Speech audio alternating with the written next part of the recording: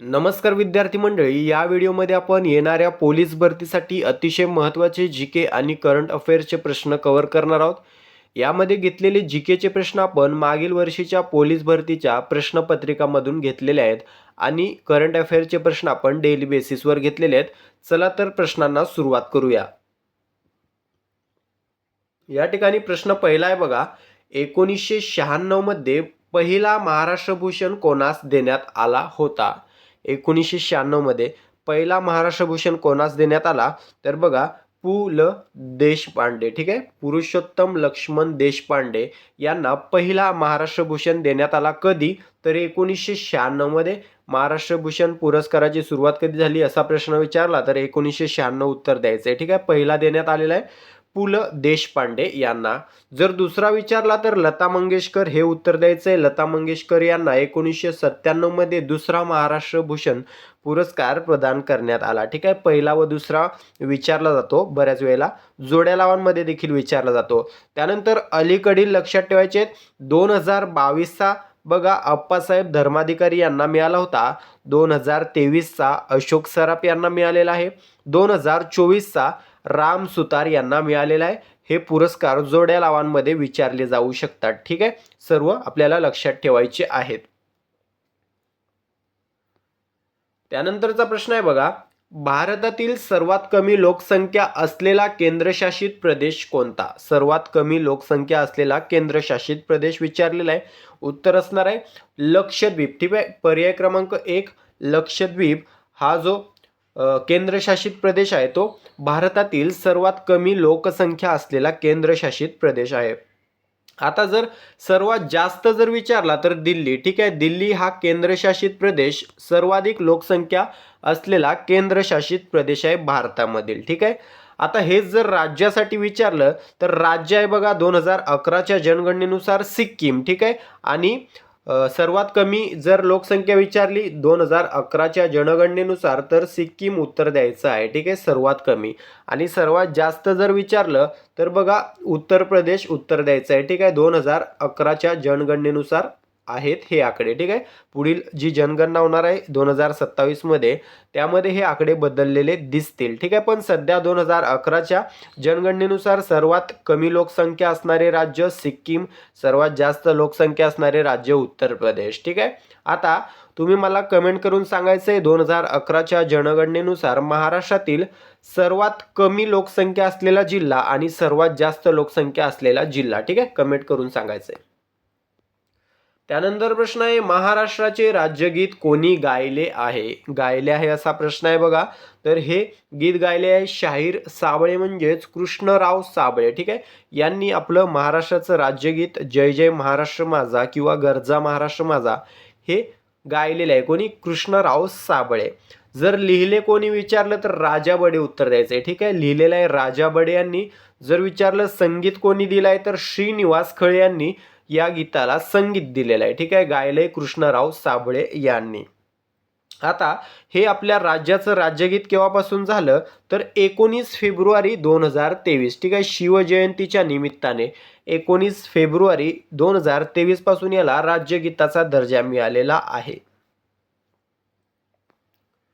त्यानंतरचा प्रश्न आहे नांदेड जिल्ह्याचे पूर्वीचे नाव काय होते? काय होते तर नंदीग्राम. ठीक आहे, नंदीग्राम. ऑप्शन डी हे उत्तर असणार आहे. हे नांदेड जिल्ह्याचं पूर्वीचं नाव होतं. आता या ठिकाणी ऑप्शन ए प्रतिष्ठान आहे बघा. हे पैठणचं पूर्वीचं नाव आहे किंवा जुनं नाव आहे. ठीक आहे, मोमिनाबाद हे अंबेजोगाईच्या अगोदर असलेलं जुनं नाव आहे. ठीक आहे, अंबेजोगाईचं. त्यानंतर चंपावती नगर हे बीडचं जुनं नाव आहे. पुढील प्रश्न आहे भारताकडून ऑस्कर नामांकनासाठी पाठवण्यात आलेला पहिला मराठी चित्रपट कोणता? मागील वर्षी विचारलेले प्रश्न आहेत. ठीक आहे, तर उत्तर असणार आहे श्वास. श्वास हा जो चित्रपट आहे तो भारताकडून ऑस्कर नामांकनासाठी पाठवण्यात आलेला पहिला मराठी चित्रपट आहे. 2004 मध्ये पाठवण्यात आला होता. ठीक आहे, 2004 मध्ये. ओके, त्यानंतर दुसरा आहे बघा हरिश्चंद्राची फॅक्टरी. ठीक आहे, हरिश्चंद्राची फॅक्टरी हा 2009 मध्ये पाठवण्यात आला. त्यानंतर तिसरा आहे कोर्ट हा 2015 मध्ये पाठवण्यात आलेला होता ऑस्कर नामांकनासाठी. ठीक आहे, व्हिडिओ शेवटपर्यंत पाहायचा आहे. व्हिडिओच्या शेवटी आपण या सर्व प्रश्नांची रिव्हिजन घेणार आहोत, ठीक आहे, जेणेकरून या व्हिडिओतील प्रश्न तुम्हाला पाठ झालेले आहेत की नाही हे समजण्यास मदत होईल. पुढील प्रश्न आहे, महाराष्ट्रातील प्रथम ज्ञानपीठ पुरस्कार विजेते साहित्यिक यांचं नाव काय आहे? कोण आहेत पहिले साहित्यिक ज्यांनी ज्ञानपीठ पुरस्कार मिळालेला आहे? तर बघा या ठिकाणी वि.स. खांडेकर, ऑप्शन डी विष्णू सखाराम खांडेकर असं त्यांचं नाव आहे. तर हे पहिले साहित्यिक आहेत महाराष्ट्रातील ज्यांना ज्ञानपीठ हा पुरस्कार मिळालेला आहे, जो साहित्यातील सर्वोच्च पुरस्कार मानला जातो, ठीक आहे, ज्ञानपीठ. आता कोणत्या कादंबरीला मिळालेला आहे? तर ययाती, ठीक आहे, ययाती या कादंबरीला मिळालेला आहे. कधी मिळालेला आहे? तर 1974 मध्ये. 1974 मध्ये ययाती या कादंबरीसाठी त्यांना ज्ञानपीठ हा पुरस्कार मिळालेला आहे, ठीक आहे. त्यानंतर दुसरे आहेत बघा विष्णू वामन शिरवाडकर म्हणजेच कुसुमाग्रज, ठीक आहे, विष्णू वामन शिरवाडकर म्हणजेच कुसुमाग्रज यांना 1987 मध्ये, ठीक आहे, 1987 मध्ये नटसम्राट या कादंबरीसाठी मिळालेला आहे, नटसम्राट या साहित्यासाठी मिळालेला आहे 1987 मध्ये. त्यानंतर आहे तिसरे विंदा करंदीकर, ठीक आहे, विंदा करंदीकर यांना 2003 मध्ये मिळालेला आहे अष्टदर्शने या साहित्यासाठी. त्यानंतर आहेत चौथे भालचंद्र नेमाडे यांना 2014 मध्ये मिळालेला आहे, ठीक आहे, 2014 मध्ये मिळालेला आहे हिंदू जगण्याची समृद्ध अडगळ या साहित्यासाठी, ठीक आहे, 2014 मध्ये. जोड्या लावांमध्ये विचारलं जाऊ शकते. आतापर्यंत 4 जणांना ज्ञानपीठ पुरस्कार मिळालेला आहे महाराष्ट्रातील, ठीक आहे, हे 4 आपण पाहिलेले आहेत. आता भारतातील पहिला ज्ञानपीठ कोणाला मिळालेला आहे? तर गोविंद शंकर कुरूप. गेल्या वर्षी हा प्रश्न विचारलेला आहे. गोविंद शंकर कुरूप यांना पहिला ज्ञानपीठ मिळालेला आहे भारतातील, ठीक आहे. ज्ञानपीठ पुरस्काराची सुरुवात कधी झाली कमेंट करून सांगायचं आहे. त्यानंतर प्रश्न आहे, भारतातील 3ऱ्या क्रमांकाचा सर्वोच्च नागरी पुरस्कार कोणता? सर्वोच्च नागरी पुरस्कार कोणता आहे? पद्मभूषण, ठीक आहे, 3ऱ्या क्रमांकाचा आहे पद्मभूषण. 2ऱ्या क्रमांकाचा आहे बघा पद्मविभूषण. 1ल्या क्रमांकाचा आहे भारतरत्न, ठीक आहे, लक्षात ठेवायचं आहे.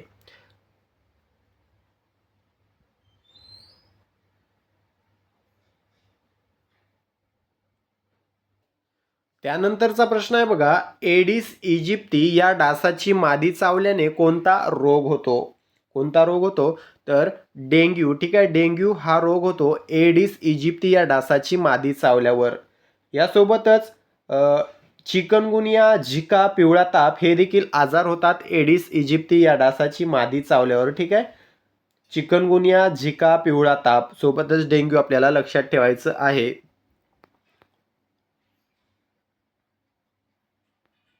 त्यानंतर प्रश्न आहे बघा, आसना व गोदावरीच्या संगमावर कोणते देऊळ आहे? कोणते देऊळ आहे?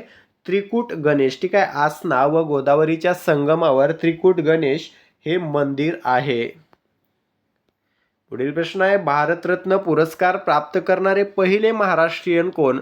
कोण आहेत? तर धोंडो केशव कर्वे, महर्षी धोंडो केशव कर्वे हे भारतरत्न हा पुरस्कार प्राप्त करणारे पहिले महाराष्ट्रीयन आहेत. यांना 1958 मध्ये भारतरत्न हा पुरस्कार मिळालेला आहे, ठीक आहे, 1958 मध्ये.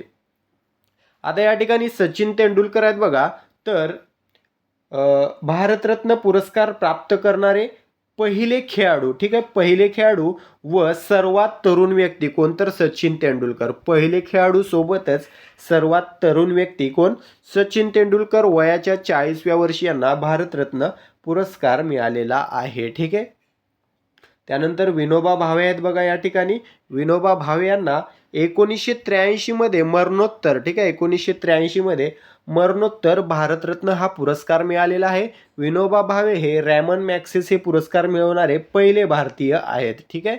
1958 मध्ये त्यांना रॅमन मॅग्सेसे मिळालेला आहे. डॉक्टर बाबासाहेब आंबेडकर यांना देखील मरणोत्तर मिळालेला आहे बघा 1990 मध्ये, ठीक आहे, 1990 मध्ये यांना मरणोत्तर भारतरत्न पुरस्कार मिळालेला आहे, ठीक आहे. भारतरत्न पुरस्काराची सुरुवात कधी झाली? 1954 मध्ये, ठीक आहे. त्यानंतरचा प्रश्न आहे, हैदराबाद मुक्ती संग्रामाचे नेतृत्व खालीलपैकी कोणी केले? कोणी केलेले आहे? तर स्वामी रामानंद तीर्थ. ठीक आहे, ऑप्शन बी स्वामी रामानंद तीर्थ हे आपलं योग्य उत्तर असणार आहे. हा जो लढा आहे तो निजामाच्या जुलमी राजवटीतून स्वतंत्र होण्यासाठी दिलेला होता. ठीक आहे, भारत स्वतंत्र झाल्यानंतरही हैदराबादचा जो निजाम होता हा हैदराबादला भारतात विलीन करण्यास तयार नव्हता. ठीक आहे, त्यामुळे ही चळवळ उभी राहिली होती. पुढे भारतीय सैन्याने ऑपरेशन पोलो, नाव लक्षात ठेवायचं, गेल्या वर्षी विचारलेलं आहे, ऑपरेशन पोलो राबवून फक्त 5 दिवसात निजामाला हरवलं व 17 सप्टेंबर 1948, ठीक आहे, 17 सप्टेंबर 1948 रोजी हैदराबाद निजाममुक्त होऊन भारतात विलीन झाले. ठीक आहे, 17 सप्टेंबर 1948. ऑपरेशन पोलो लक्षात ठेवायचं आहे. त्यानंतर प्रश्न आहे, कयाधू ही कोणत्या नदीची उपनदी आहे? कोणत्या नदीची आहे? तर पैनगंगा. ठीक आहे, कयाधू ही पैनगंगा नदीची उपनदी आहे. कयाधूचा उगम कुठे होतो? वाशिम जिल्ह्यात रिसोड तालुक्यात आगरवाडी गावामध्ये या ठिकाणी कयाधूचा उगम होतो. पैनगंगेचा जर उगम विचारला तर बुलढाणा जिल्ह्यात होतो. ठीक आहे, पैनगंगा ही वर्धा नदीची उपनदी आहे. पैनगंगा ही वर्धा नदीची उपनदी आहे. गेल्या वर्षी एक प्रश्न विचारलेला होता, प्राणहिता ही नदी कोणत्या 2 नद्यांच्या संगमाने तयार होते? तर वर्धा आणि वैनगंगा. ठीक आहे, वर्धा आणि वैनगंगा या 2 नद्यांच्या संगमाने प्राणहिता ही नदी तयार होते. आपल्याला लक्षात ठेवायचं आहे. त्यानंतर प्रश्न आहे, नांदेड येथील तख्त सचखंड गुरुद्वारा हा खालीलपैकी कोणत्या राजाने बांधला? कोणत्या राजाने बांधलेला आहे? तर महाराजा रणजित सिंग. ठीक आहे, महाराजा रणजित सिंग यांनी बांधलेला हा गुरुद्वारा आहे. या ठिकाणी सिखांचे 10वे गुरु गुरु गोविंद सिंग यांची समाधी आहे. ठीक आहे, 10वे गुरु आहेत शिखांचे गुरु गोविंद सिंग. ठीक आहे, आता पहिले आणि 9वे गुरु मला कमेंट करून सांगायचे शिखांचे. ठीक आहे, पुढील प्रश्न आहे, भारतीय पुरुष क्रिकेट संघाने खालीलपैकी कोणता चषक आजपर्यंत जिंकलेला नाही? तर विश्व कसोटी अजिंक्यपद हा जो चषक आहे तो आजपर्यंत जिंकलेला नाही भारताने. ठीक आहे, विश्व कसोटी अजिंक्यपद. या ठिकाणी ODI बघा, विश्व अजिंक्यपद, एक दिवसीय क्रिकेट विश्वचषक आहे, हा भारताने आतापर्यंत 2 वेळा जिंकलेला आहे. ठीक आहे, 2 वेळा. 1983 मध्ये पहिला एक दिवसीय विश्वचषक जिंकला भारताने कपिल देव यांच्या नेतृत्वात. त्यानंतर 2011 मध्ये जिंकला महेंद्रसिंग धोनीच्या नेतृत्वामध्ये. 2 वेळा आतापर्यंत जिंकलेला आहे. त्यानंतर आहे T20 विश्व अजिंक्यपद म्हणजे T20 विश्वचषक. ठीक आहे, हा देखील भारताने बघा आतापर्यंत 2 वेळा जिंकलेला आहे. एकदा 2007 मध्ये. 2007 मध्ये ही T20 विश्वचषकची पहिलीच आवृत्ती होती, म्हणजे त्याच वर्षी सुरू झालेला T20 विश्वचषक 2007 मध्ये, आणि हा पहिलाच जिंकला भारताने महेंद्रसिंग धोनीच्या नेतृत्वात. ठीक आहे, त्यानंतर दुसरा जिंकलेला 2024 मध्ये. 2024 मध्ये जिंकला रोहित शर्माच्या नेतृत्वात. ठीक आहे, एक दिवसीय विश्वचषक 2 वेळा, T20 विश्वचषक 2 वेळा. त्यानंतर आहे चॅम्पियन्स ट्रॉफी, आतापर्यंत 3 वेळा जिंकलेली आहे भारताने. ठीक आहे, त्यामध्ये 2002ला 2 देश विजयी होते. पावसामुळे सामना दोन्ही संघांना विजयी देण्यात आलेला होता. ठीक आहे, श्रीलंका आणि भारत दोघांनी 2002ची चॅम्पियन्स ट्रॉफी जिंकलेली आहे संयुक्तपणे. त्यानंतर दुसऱ्यांदा जिंकली 2013 मध्ये. ठीक आहे, 2013 मध्ये दुसरी चॅम्पियन्स ट्रॉफी जिंकली भारताने, आणि तिसरी जिंकली 2025 मध्ये. ठीक आहे, 3 वेळा चॅम्पियन्स ट्रॉफी जिंकलेली. आता 3 वेळा कोणी नेतृत्व केलेलं आहे कमेंट करून सांगायचं आहे.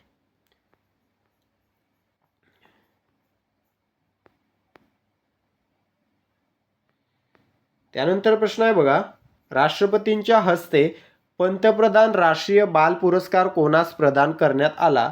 कोणास प्रदान करण्यात आलेला आहे? तर या ठिकाणी वैभव सूर्यवंशी. ठीक आहे, वैभव सूर्यवंशी यांना पंतप्रधान राष्ट्रीय बाल पुरस्कार प्रदान करण्यात आलेला आहे.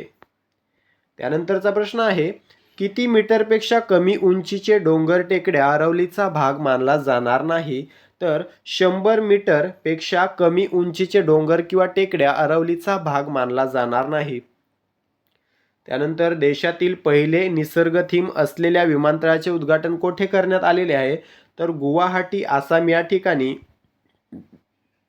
देशातील पहिले निसर्ग थीम असलेल्या विमानतळाचे उद्घाटन करण्यात आले आहे?